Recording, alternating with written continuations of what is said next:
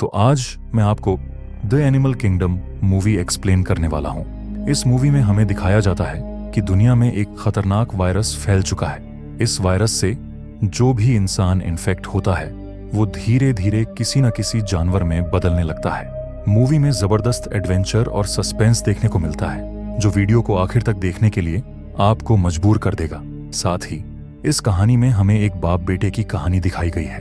अब सवाल ये है, क्या ये दोनों इस वायरस से सरवाइव कर पाएंगे या फिर इन्फेक्ट होकर किसी जानवर में बदल जाएंगे? ये जानने के लिए वीडियो को आखिर तक जरूर देखिए। मूवी की शुरुआत में हमें बताया जाता है कि दुनिया में एक खतरनाक वायरस फैल चुका है। इस वायरस से जो भी इंसान इन्फेक्ट होता है वो किसी न किसी जानवर में बदल जाता है। गवर्नमेंट इन इन्फेक्टेड लोगों को पकड़कर उन पर रिसर्च कर रही होती है ताकि किसी तरह इन्हें दोबारा इंसान बनाया जा सके। इसके बाद हम एक बाप बेटे को देखते हैं जिसमें फादर का नाम फ्रैंक होता है और उसके बेटे का नाम माइल था।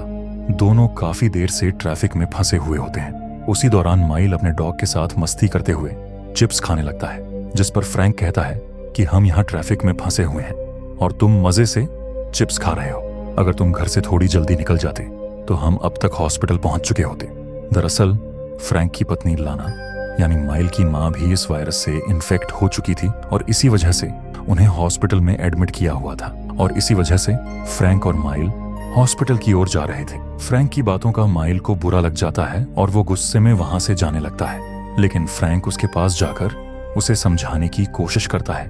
तभी ट्रैफिक में फंसी हुई एक एम्बुलेंस से अजीब आवाजें आने लगती हैं और अचानक उस एम्बुलेंस से एक इन्फेक्टेड लड़का बाहर निकलता है। यहाँ हम देखते हैं कि वो लड़का आधा इंसान और आधा क्रिएचर बन चुका था। उसकी पीठ पर किसी पक्षी की तरह पंख उगाए थे। इसके बाद एम्बुलेंस से दो लोग बाहर निकलते हैं और उसे पकड़ने की कोशिश करते हैं, लेकिन वो इन्फेक्टेड लड़का उन्हें मारकर वहां से भाग निकलता है। ये सब देखकर फ्रैंक और माइल तुरंत अपनी गाड़ी में बैठते हैं और बिना समय गंवाए हॉस्पिटल की ओर निकल पड़ते हैं। जब ये दोनों हॉस्पिटल पहुंचते हैं तो वहां हमें एक छोटी बच्ची दिखाई देती है जो इस वायरस से इन्फेक्ट होकर छिपकली में बदल चुकी थी।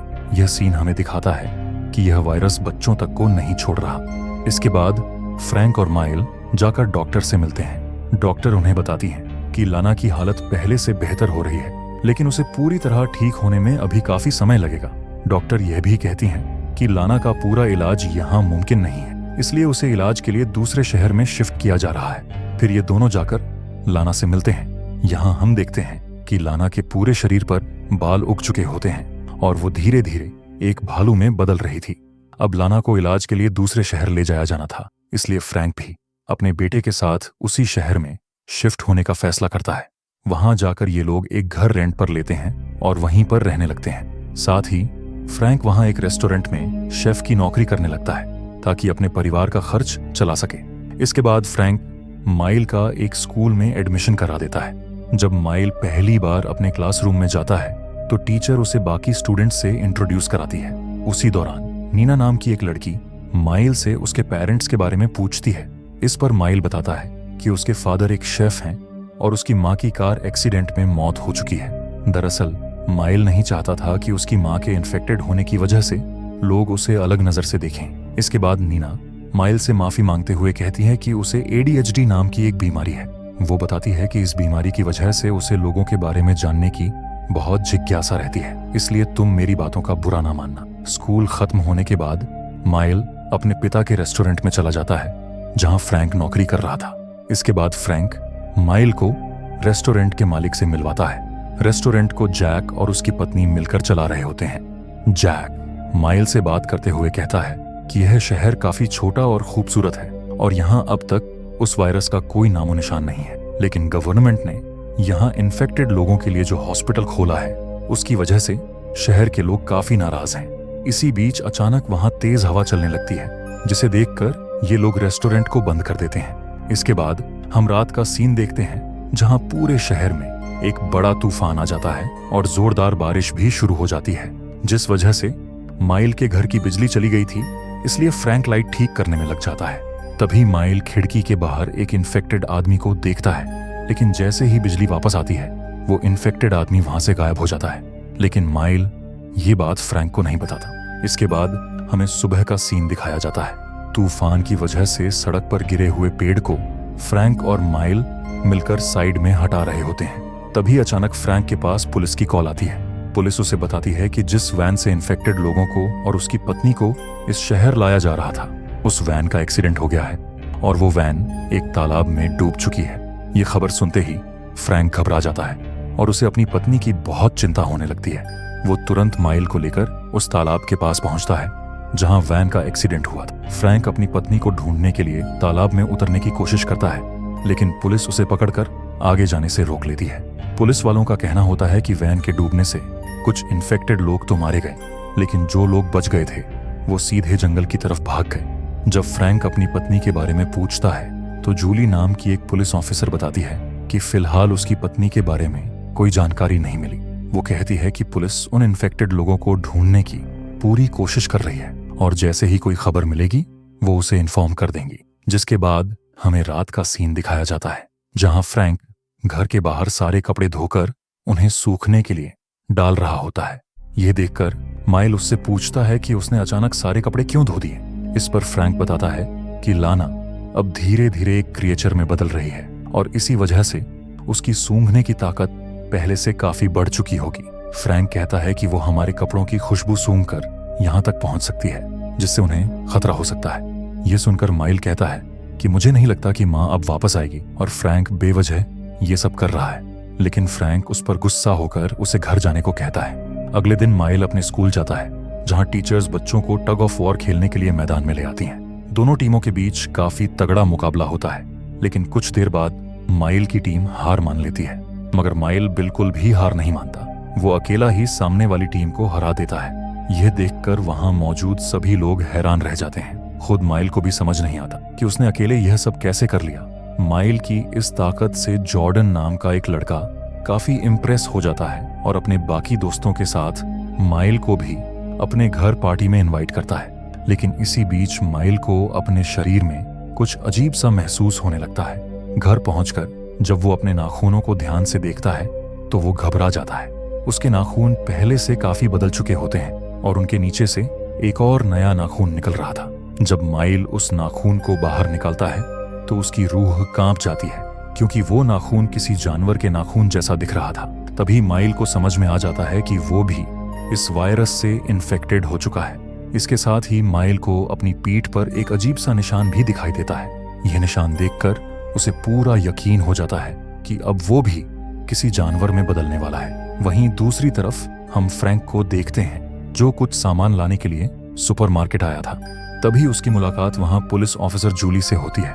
जूली उसे बताती है कि अभी तक लाना के बारे में कोई जानकारी नहीं मिली है, लेकिन कुछ इन्फेक्टेड लोग जरूर मिल गए हैं और उन्हें उम्मीद है कि लाना भी जल्द मिल जाएगी। इसी बीच हमें आसपास के लोगों की चिल्लाने की आवाजें सुनाई देती हैं। तभी घबराया हुआ एक आदमी जूली के पास आता है और बताता है कि सुपरमार्केट के अंदर एक क्रिएचर घूम रहा है। यह सुनते ही फ्रैंक को लगता है कि वो क्रिएचर शायद उसकी पत्नी लाना होगी, इसलिए वो उसे आवाज लगाकर बुलाने लगता है। लेकिन वहां पहुंचने पर उन्हें पता चलता है कि वो लाना नहीं बल्कि एक इन्फेक्टेड बच्चा है जो अब ऑक्टोपस में बदल चुका था। फ्रैंक और जूली को देखते ही वो बच्चा वहां से भागने लगता है, लेकिन जूली तेजी से कूदकर उसे पकड़ लेती है। लेकिन इसी दौरान फ्रैंक को वहां एक और इन्फेक्टेड बच्चा दिखाई देता है जो अब पूरी तरह एक पक्षी में बदल चुका था। फ्रैंक को देखते ही वो बच्चा और भी डर जाता है। फ्रैंक उसे शांत करते हुए कहता है कि तुम्हें मुझसे डरने की कोई जरूरत नहीं है, वो उसे कोई नुकसान नहीं पहुंचाएगा।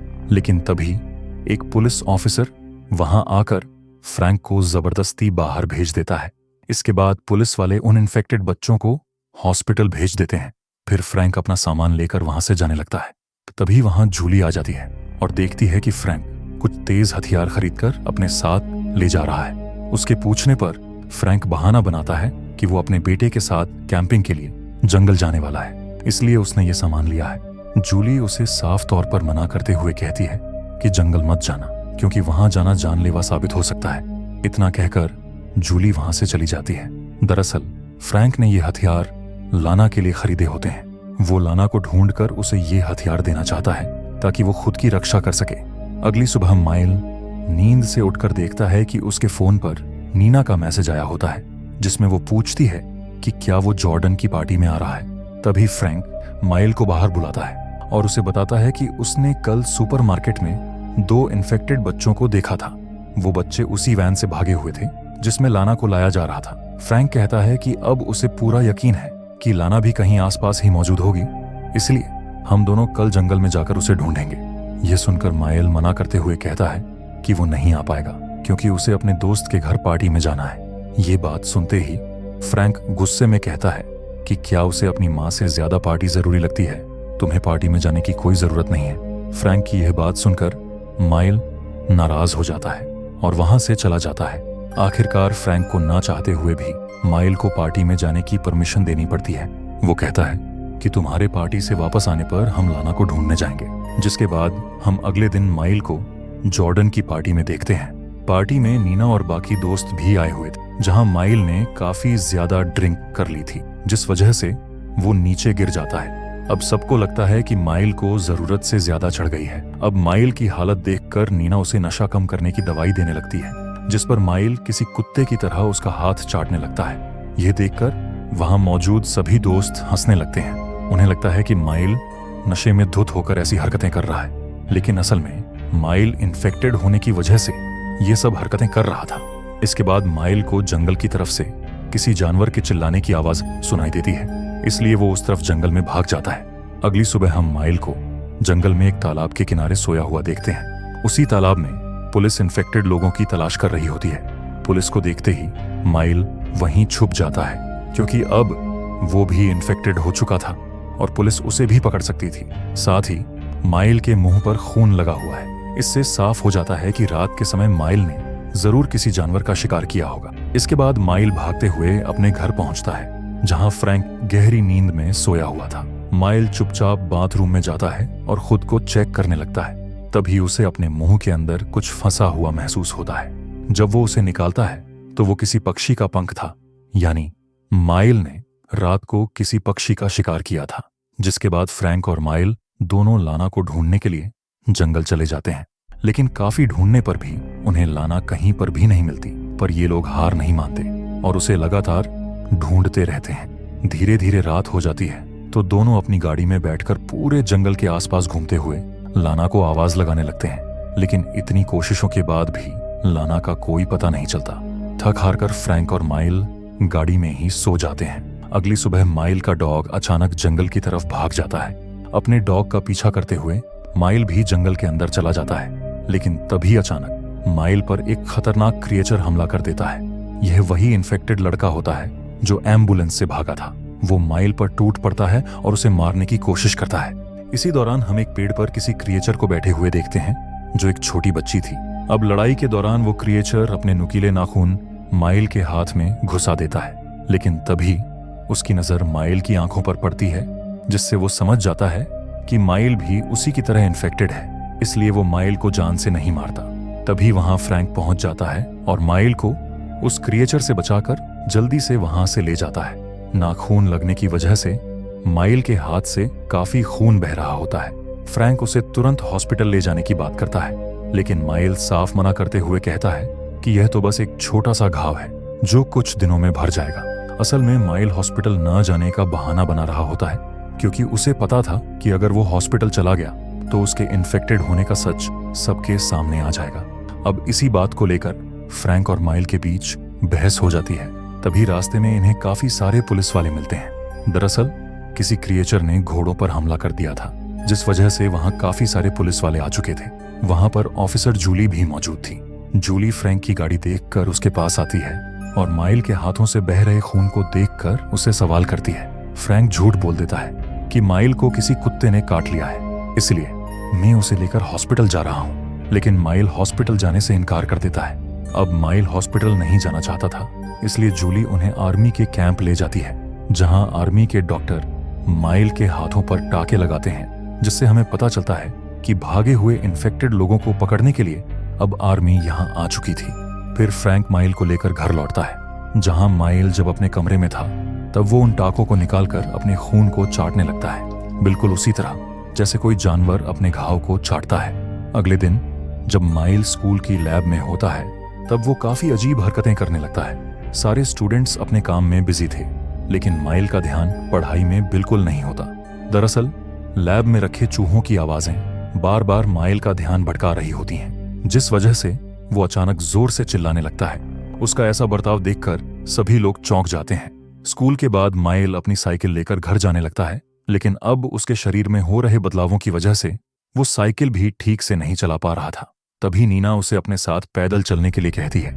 फिर माइल नीना से माफी मांगते हुए कहता है, पार्टी वाले दिन मैंने तुम्हारे साथ जो बर्ताव किया था उसके लिए मुझे माफ कर देना, जिस पर नीना भी उसे माफ कर देती है। इसके बाद माइल जंगल की तरफ चला जाता है और सीधे तालाब में छलांग लगाता है और मछलियां पकड़कर उन्हें कच्चा ही खाने लगता है। फिर कुछ मछलियों को लेकर माइल उसी जगह जाता है जहां उसे वो पक्षी वाला क्रिएचर मिला था। वहां पहुंचकर माइल देखता है कि वो लड़का उड़ने की कोशिश कर रहा है, लेकिन वो बार बार नीचे गिर रहा था। फिर माइल उसे अपनी मछली देते हुए कहता है, मेरा नाम माइल है, तुम्हारा नाम क्या है और तुम कहां से आए हो? जिस पर वो क्रिएचर कहता है कि ना मुझे अपना कोई पास्ट याद है ना अपना नाम, लेकिन मैंने अपना खुद का नाम फ्लिक्स रखा है। इसके बाद माइल उससे पूछता है, क्या तुमने मेरी माँ को देखा? वो भी तुम्हारी तरह क्रिएचर में बदल चुकी है। लेकिन फ्लिक्स को माइल की माँ के बारे में कोई जानकारी नहीं थी। अब उड़ने की कोशिश में फ्लिक्स को काफी चोट लग रही थी, इसलिए माइल उसे लेकर एक तालाब के पास जाता है और पानी में गिरी हुई सारी लकड़ियों को बाहर निकाल देता है, ताकि फ्लिक्स जब उड़ने की कोशिश करे तो नीचे गिरने पर उसे कोई चोट न लगे। शाम को माइल घर लौटता है, लेकिन अभी भी उसे साइकिल चलाने में काफी दिक्कत हो रही थी, इसलिए वो साइकिल वहीं जंगल में छोड़कर पैदल घर चला जाता है। दूसरी तरफ हम फ्रैंक को रेस्टोरेंट में देखते हैं। वो जब कचरा फेंकने के लिए रेस्टोरेंट के बैकयार्ड में जाता है, तभी उसे किसी के गुर्राने की आवाज सुनाई देती है। फ्रैंक को लगता है कि शायद यह लाना होगी, लेकिन जैसे ही वो आगे बढ़ता है तो वहां पर कोई और ही क्रिएचर मौजूद होता है जो उस पर हमला कर देता है। लेकिन वो फ्रैंक को कुछ कर पाता कि तभी वहां रेस्टोरेंट की मालिक यानी जैक की पत्नी वहां आ जाती है और फ्रैंक को बचा लेती है। हम देखते हैं कि यह क्रिएचर उसकी सारी बात मान रहा होता है, लेकिन तभी वो क्रिएचर खुद को छुड़ाकर वहां से भागता है। इसके बाद वो फ्रैंक को बताती है कि यह क्रिएचर असल में उसकी बहन है, जिसे उसने दुनिया से बचाने के लिए छुपा कर रखा था। फ्रैंक को अब लाना की चिंता होने लगती है, इसलिए वो जंगल में जाकर बार बार लाना का नाम पुकारने लगता है। तभी उसे वहां एक भालू वाला क्रिएचर दिखता है। जैसे ही फ्रैंक उसके करीब जाता है तो उसे पता चलता है कि वो क्रिएचर कोई और नहीं बल्कि लाना ही थी। फिर फ्रैंक अपने दिल पर पत्थर रखकर वापस लौट आता है। इसी दौरान वहां आर्मी आकर उस क्रिएचर को ढूंढने लगती है। फ्रैंक जूली से मिलता है और उसे बताता है कि उसने लाना को अभी जंगल में देखा, यानी वो अभी भी जिंदा है। जिसके बाद अगले दिन माइल फिर से फ्लिक्स से मिलने के लिए जंगल जाता है, जहां फ्लिक्स उड़ने की लगातार कोशिश कर रहा था, लेकिन वो हर बार पानी में गिरता है। लेकिन इसके बावजूद भी वो हार नहीं मानता और अपनी प्रैक्टिस जारी रखता है। इसके बाद हम रात का सीन देखते हैं। फ्रैंक जूली के साथ जंगल आता है ताकि वे लोग लाना को ढूंढ सकें, लेकिन वहां उन्हें कोई क्रिएचर नहीं मिलता। लेकिन वहां फ्रैंक को माइल की साइकिल मिल जाती है, जिसे माइल ने पिछली रात ही यहां छोड़ दिया था। फ्रैंक को समझ नहीं आता कि माइल की साइकिल जंगल के इतने अंदर कैसे पहुंच गई। फिर वो उस साइकिल को उठाकर घर ले आता है। घर आकर जब वो हाथ धो रहा था तो अचानक सिंक जाम हो जाती है। जब वो सिंक की पाइप साफ करता है तो उसे अंदर से बड़े बड़े नाखून दिखाई देते हैं, जिसे देखकर फ्रैंक को समझ आ जाता है कि माइल के साथ जरूर कुछ गलत हो रहा है। रात को जब माइल घर लौटता है तो फ्रैंक उसे उसकी साइकिल देते हुए पूछता है, तुम्हारी साइकिल जंगल में क्या कर रही थी? आखिर तुम जंगल में करने क्या गए थे? लेकिन माइल कोई जवाब नहीं दे पाता। इसके बाद फ्रैंक उसे अपने नाखून दिखाने को कहता है, जिससे माइल समझ जाता है कि अब उसका सच सामने आ चुका है। डर के मारे माइल वहां से भागने की कोशिश करता है, लेकिन फ्रैंक उसे पकड़कर सच्चाई बताने में मजबूर करता है। आखिरकार माइल रोते हुए बताता है कि वो इस वायरस से इन्फेक्टेड हो चुका है और अब वो भी धीरे धीरे एक क्रिएचर में बदल रहा है। इस पर फ्रैंक माइल से कहता है कि तुमने इतनी बड़ी बात मुझसे क्यों छुपाई? लेकिन फिर वो उसे समझाता है कि कोई ना कोई रास्ता जरूर निकलेगा। हालांकि तब तक माइल को पुलिस से बचकर रहना होगा। स्कूल जाने से पहले फ्रैंक माइल से उसके नाखून काटने को कहता है और उसके शरीर पर आ रहे बालों को हटाने की क्रीम भी देता है, ताकि किसी को उसके इन्फेक्टेड होने का शक ना हो। फिर स्कूल के बाद माइल फ्लिक्स से मिलने के लिए जंगल जाता है, लेकिन अब फ्लिक्स बोल नहीं पा रहा था। उसके मुंह से सिर्फ पक्षियों जैसी आवाजें निकल रही होती हैं, जिससे साफ हो जाता है कि अब वो पूरी तरह से क्रिएचर में बदल चुका है। इसके बाद फ्लिक्स माइल को कुछ दिखाने के लिए पेड़ पर चढ़ता है और फिर एक बड़ी छलांग लगाकर हवा में उड़ने लगता है। वो बिल्कुल किसी पक्षी की तरह तेजी से उड़ रहा था। फ्लिक्स को उड़ता हुआ देखकर माइल को बहुत खुशी होती है। अब रात को फ्रैंक के रेस्टोरेंट में काफी बड़ी पार्टी थी। जिसमें नीना और माइल के सारे दोस्त भी आए होते हैं। लेकिन काफी देर इंतजार करने के बाद भी जब माइल पार्टी में नहीं पहुंचता तो फ्रैंक खुद उसे लेने के लिए घर चला जाता है। घर पहुंचकर फ्रैंक देखता है कि माइल ने अभी तक अपने नाखून नहीं काटे हैं। फ्रैंक को डर होता है कि कहीं पार्टी में किसी को माइल का सच पता ना चले, इसलिए वो जबरदस्ती माइल के नाखून काटने लगता है। लेकिन फ्रैंक के ऐसा करने पर माइल गुस्से में आकर उसके हाथ को काट लेता है। तभी फ्रैंक हालात को संभालने के लिए माइल के गले पर चाकू रख देता है, जिससे नाराज होकर माइल वहां से चला जाता है। फिर वॉशरूम में उसकी मुलाकात उसके क्लासमेट से होती है। दरअसल विक्टर ने फ्रैंक और माइल की बातचीत सुन ली और अब उसे माइल के इन्फेक्टेड होने की सच्चाई पता चल चुकी होती है। फिर विक्टर माइल को परेशान करने के लिए एक डिवाइस से हाई फ्रीक्वेंसी साउंड निकालने लगता है, पर माइल उस आवाज को सह नहीं पाता और गुस्से में विक्टर पर हमला कर देता है। फिर वहां से भागते हुए खेतों की तरफ निकल जाता है। अब विक्टर की बात सुनते ही गांव के लोग बंदूकें लेकर खेतों की तरफ निकल पड़ते हैं। उन्हें आता देख माइल जल्दी से छुप जाता है। दरअसल गांव वालों को लग रहा था कि विक्टर पर किसी क्रिएचर ने हमला किया है। उधर फ्रैंक को भी समझ आ जाता है कि अब माइल की जान खतरे में है, इसलिए वो उसे बचाने के लिए भागते हुए खेतों में पहुंचता है। गांव वाले अपने कुत्ते को खेत में छोड़ देते हैं, जहां कुत्ता जाकर सीधे माइल के सामने खड़ा हो जाता है। लेकिन माइल उस कुत्ते पर घूरा करके उसे भगा देता है। यह देखकर गांव वाले खेत में अंधाधुंध फायरिंग शुरू कर देते हैं। हालात बिगड़ते देख माइल वहां से भागने लगता है। माइल को मुसीबत में देखकर फ्लिक्स भी गांव वालों पर हमला कर देता है और फिर माइल और फ्लिक्स दोनों जंगल की तरफ निकल जाते हैं। लेकिन तभी वे लोग फ्लिक्स पर दूर से शूट करके उसे मार डालते हैं। ये देखकर माइल को काफी बुरा लगता है। हालांकि लोगों के वहां पहुंचने से पहले ही माइल वहां से भाग निकलता है। गांव वालों को लगता है कि फ्लिक्स ही वो क्रिएचर था जिसने पार्टी में विक्टर पर हमला किया, जिससे फ्रैंक को थोड़ी तसल्ली मिल जाती है। इसके बाद अब पूरी आर्मी फोर्स जंगल में भागे हुए सभी क्रिएचर्स को पकड़ने के लिए सर्च ऑन ऑपरेशन शुरू कर देती है। अब जंगल में भागते हुए माइल को अचानक एक क्रिएचर दिखाई देता है, लेकिन जब वो ध्यान से देखता है तो उसे एहसास होता है कि वो कोई और नहीं बल्कि उसकी माँ लाना है। माँ बेटे दोनों एक दूसरे को पहचान लेते हैं। फिर लाना धीरे धीरे आगे बढ़ने लगती है और माइल भी उसके पीछे जाने हैं। लाना का पीछा करते करते माइल एक ऐसी जगह पहुंच जाता है जहां सारे इन्फेक्टेड लोग छुपे हुए होते हैं। यही वो जगह थी जहां सभी क्रिएचर्स ने अपना ठिकाना बना रखा था। तभी वहां पूरी आर्मी फोर्स पहुंच जाती है। सैनिकों को देखते ही सारे क्रिएचर्स इधर उधर छुपने लगते हैं, लेकिन आर्मी एक एक करके सभी क्रिएचर्स को पकड़ लेती है। हालांकि उनमें से एक छोटी बच्ची जो गिरगिट बन चुकी थी वो अपना रंग बदलकर बच निकलती है। इसी दौरान सैनिक माइल को भी पकड़ लेते हैं। अब माइल को छुड़ाने के लिए फ्रैंक पुलिस स्टेशन पहुंचता है और पुलिस वालों को समझाता है कि माइल नशे की हालत में गलती से जंगल में चला गया था और उसका उन क्रिएचर्स से कोई लेना देना नहीं है। कुछ देर बाद एक ऑफिसर फ्रैंक को एक पेपर देता है और कहता है कि माइल को इस पर साइन करना होगा। उस पेपर में लिखा है कि माइल गलती से जंगल में पहुंच गया था। माइल साइन करने की तो कोशिश करता है, लेकिन उसके शरीर में हो रहे बदलावों की वजह से अब वो ठीक से पेन भी पकड़ नहीं पा रहा था, जिसे देखकर ऑफिसर समझ जाता है कि माइल भी इन्फेक्टेड हो चुका है। लेकिन ऑफिसर कुछ करे उससे पहले ही फ्रैंक उस पर हमला करके उसे बेहोश कर देता है। इसके बाद फ्रैंक और माइल जल्दी से गाड़ी में बैठकर वहां से भाग निकलते हैं जहां इनके पीछे पुलिस वाले लगे थे। फिर माइल फ्रैंक से कहता है कि अब मुझे घर नहीं जाना, मेरा घर अब ये जंगल है। ये सुनकर फ्रैंक की आंखें भर आती हैं। वो गाड़ी मोड़कर जंगल की तरफ ले जाता है और माइल से कहता है, जाओ अपनी जिंदगी जियो।